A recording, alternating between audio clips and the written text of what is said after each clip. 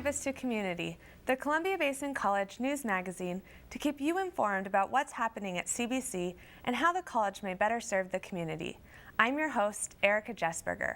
My guests today include Doug Crandall, Director for the Leadership Fellows Program at CBC, who will talk about this new leadership program and how you may be interested in these courses.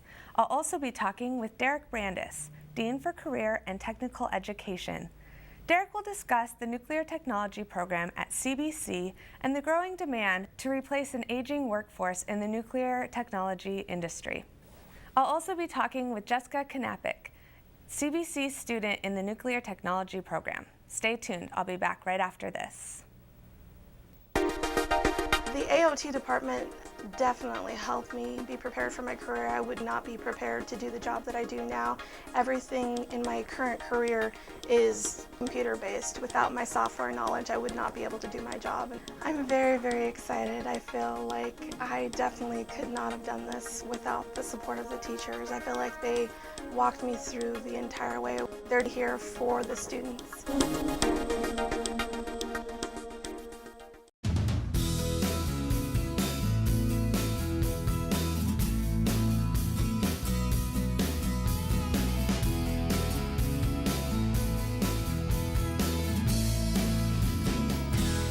I'm here with Doug Crandall, Director for CBC's Leadership Fellows Program.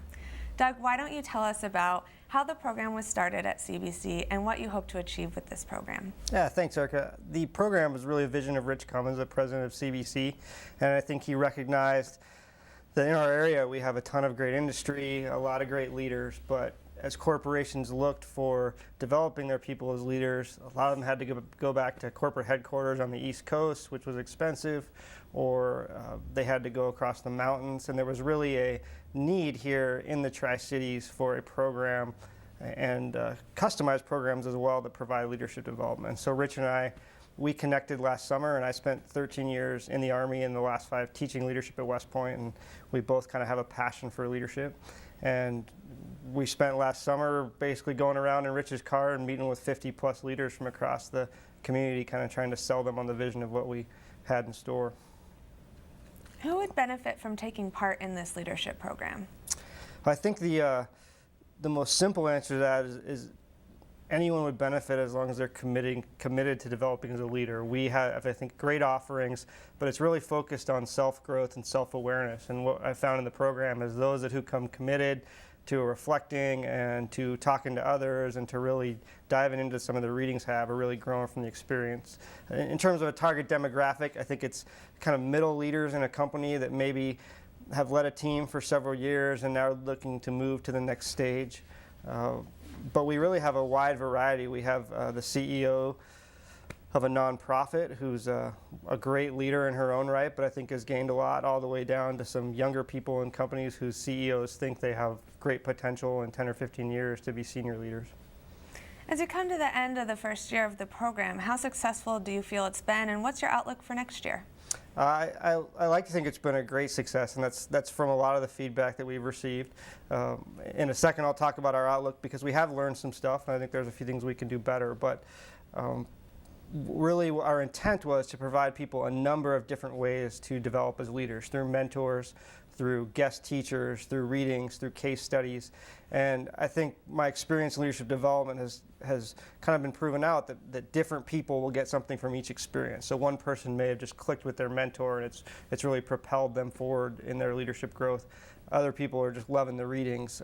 Some people love the discussion. So I think everybody that we've brought in has developed. I think most of the companies, or all of the companies that sent somebody this year, will send somebody again. And so that goes to our outlook for next year. We hope to be oversubscribed, and I think we probably will be, which is a good situation to be in.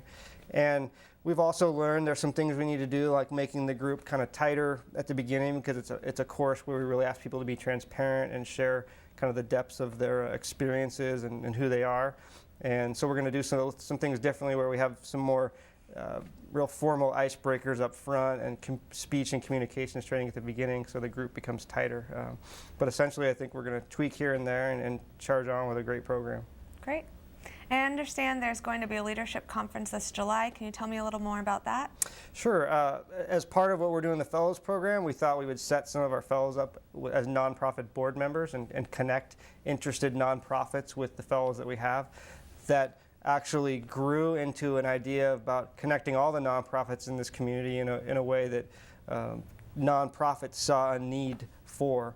And so we connected with a few of those nonprofits, and again, Rich had a super idea that we would put together this conference. So it's going to be a one-day conference on a Saturday in the middle of July where we put on some leadership things, some strategic planning efforts, and some financial management classes for nonprofits in our area.